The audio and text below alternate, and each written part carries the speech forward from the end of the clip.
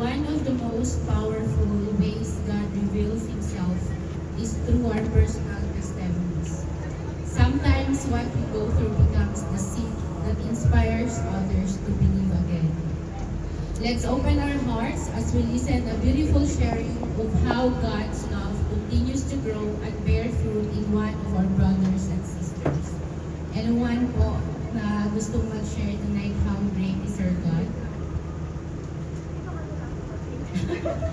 Okay, let's go. So, continue po yung pagturo ng mga. So, good evening po once again po sa inyong lahat. At andito po ako sa inyong harapan to testify how the Lord transformed my life.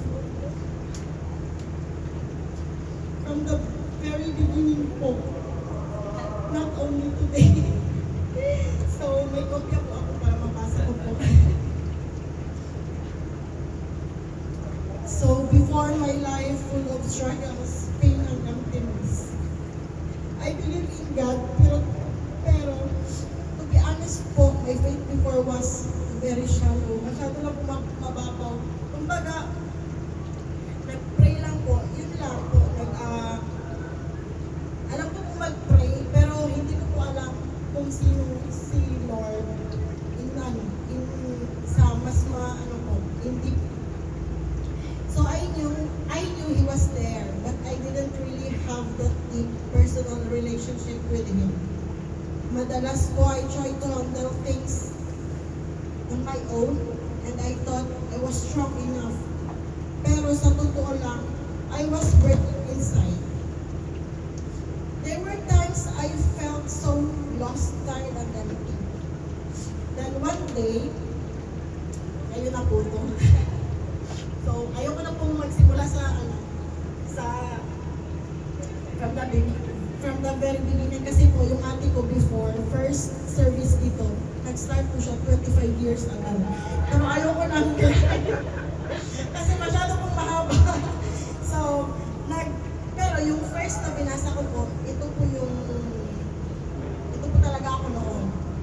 So then one day, God used a person to reach out to me.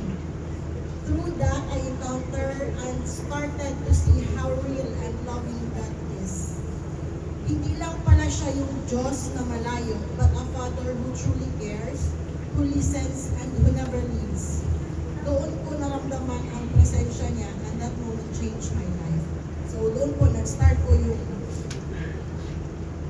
the Lord transform my life. Hindi siya madali talaga. Hindi madali ang pagsunod sa Panginoon. Yung parang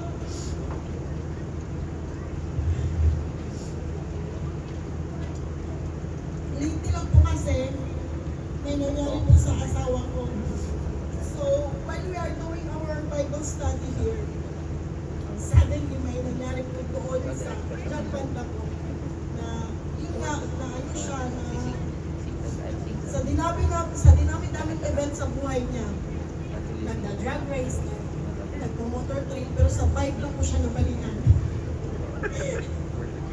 So, I never feel like, hindi nga ako naiyak yung panahon na yun because I know the Lord is with me. So, para sa isip ko, kahit wala kaming pera, wala kahit siya, walang trabaho, walang insurance. But the Lord is with me. So, parang I never feel worried po. Wala po talaga akong na-feel na, though I know, problema po talaga siya. Problema siya, pero hindi ko po talaga na-feel na parang, ano na naman yung gagastusin yung pera, ganun, yung gagastusin sa hospital kasi nawala din siyang insurance. Pero ang bait-bait talaga ng Panginoon is hindi ko ma-explain kung gaano siya kabuti sa buhay namin. Kasi po, nung time na sabi ko sa ambulance na wala po kami insurance, huwag po kami dalhin doon sa mamahalin na hospital. Kasi sinabi na nila na hindi daw po kami pwede sa Rashid kasi depende daw sa case. So sabi ko, at least you try, sabi ko sa kanya. Tapos unang call pa lang, sabi niya, okay, okay, we will go to Rashid. So parang sabi ko, thank you Lord. Hindi pa nga ako nag-pray, pero parang answered prayer na agad. So, nung pumunta na kami doon, gusto ko siyang bungangaan, pero hindi ko po siya nagawa. Instead na bungangaan ko siya, parang mas inasikaso ko po siya, I show, parang nagpakita ako ng pag-aalaga sa kanya. Tapos, nung time na yun, andun na kami sa hospital, sabi ng doktor na, you need surgery. Binigyan niya po kami yung dalawang option, surgery or pauuwiin siya ng Pinas. So sabi ko, kung umuwi po siya ng Pinas, wala naman po siyang magagawa doon. Ganon din naman, gagasto ng pera. Mas maano pa sa Pinas kasi hindi ka talaga kasi yun, wala kang pera.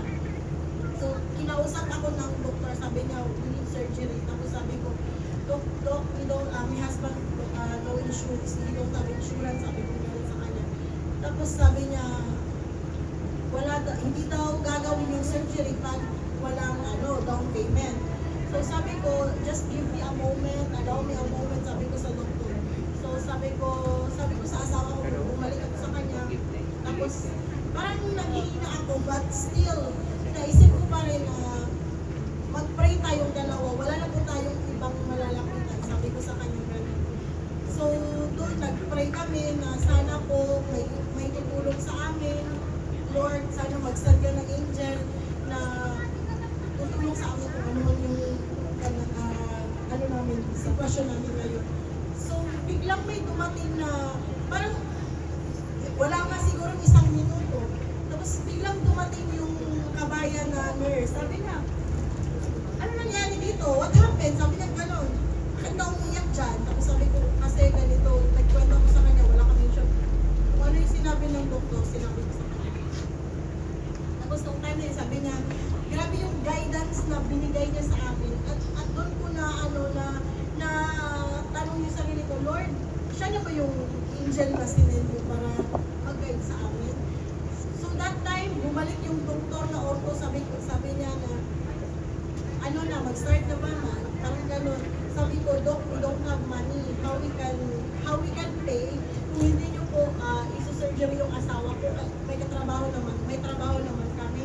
Kaya sabi, biglang umalis lang siya. Tapos parang gano'n lang, masyadong smooth lang yung transaction ng lahat. Yung pumasok kami ng hospital, wala kami nilabas na night, 1 dirham. Lumabas kami ng hospital, wala kami nilabas na 1 dirham. Tapos until now, ang daming, parang still, masyado kaming blessed talaga. Kasi kahit nga sabi ng nurse na, punta ka sa clinic, doon ka magpa-dressing. Pero sabi ko, kaya ko naman siguro. Wala ako na lang mag-dressing. So, ako na lang, kasi nga wala kami pera. Every time na pupunta ng clinic, lalabas ng pera. So sabi ko, kaya ko naman, ako na lang. So ako na lang naglilinis. Tapos, nung time na ipatatanggal na yung mga tahi niya. Tumawag kami sa isang clinic dito, ang mahal-mahal. Tapos may tao pa rin na tumulong sa amin. Nagtanggal ng kanyang tahi na free lang. Tapos nagdala pa ng iba't ibang mga na kailangan na dapat ilagay sa kanyang sugat. So parang sabi ko, Lord, you're so very good to us. Talagang ang hirap po talaga. Parang ang bilis lang ng nangyari na. Parang 2 taon pa lang ako dito. Pero ang dami ng problema na dumating sa amin. But still, we're so, parang I never feel worried.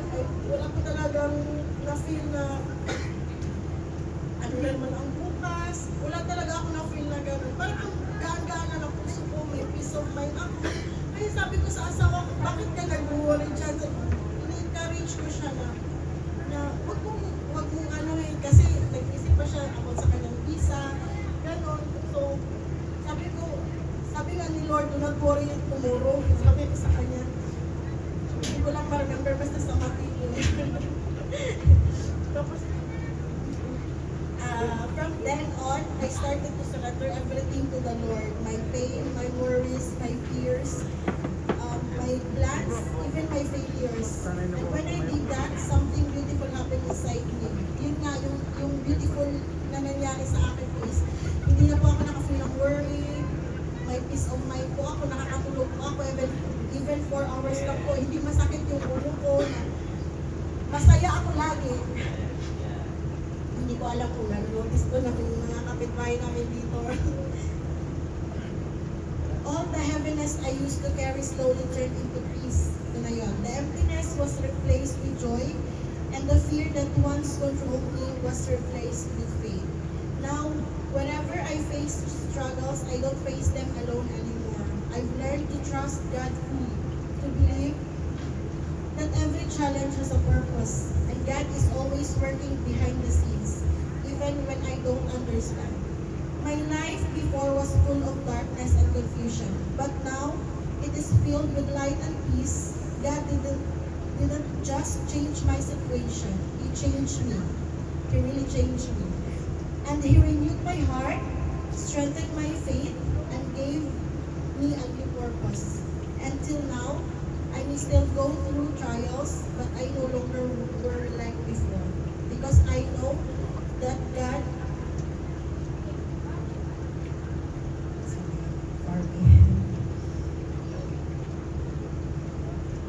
because I know that I already surrender everything to Him. He takes over, and His plans are always better than mine. All glory, honor, and praise belong to our Lord Jesus Christ, the one who transformed my life completely. To God all be the glory.